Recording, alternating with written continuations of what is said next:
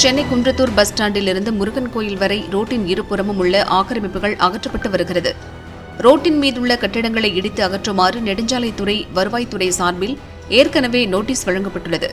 பொதுமக்கள் சிலர் கடைகள், வீடுகளின் முன் இருந்த ஆக்கிரமிப்புகளை தாமாக முன்வந்து அகற்றிக் கொடுத்தனர்.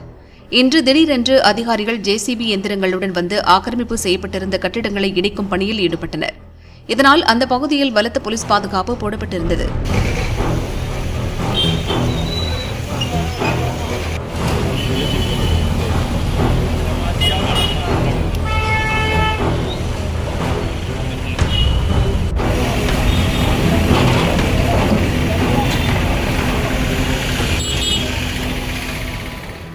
வீடுகளை இடிக்கும்போது ஒரு சிலர் கால அவகாசம் கேட்டு அதிகாரியிடம் கோரிக்கை வைத்தனர்.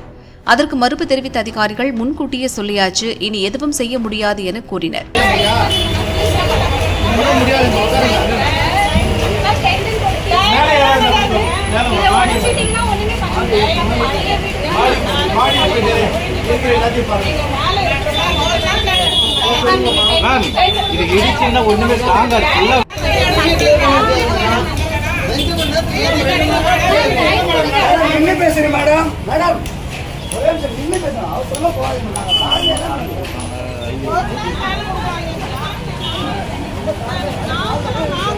கட்டிடங்கள் இடிக்கப்படும் போது வீடுகளை விட்டு வெளியேற மறுத்த மக்களை போலீசார் சமாதானப்படுத்தி வெளியேற்றினர்.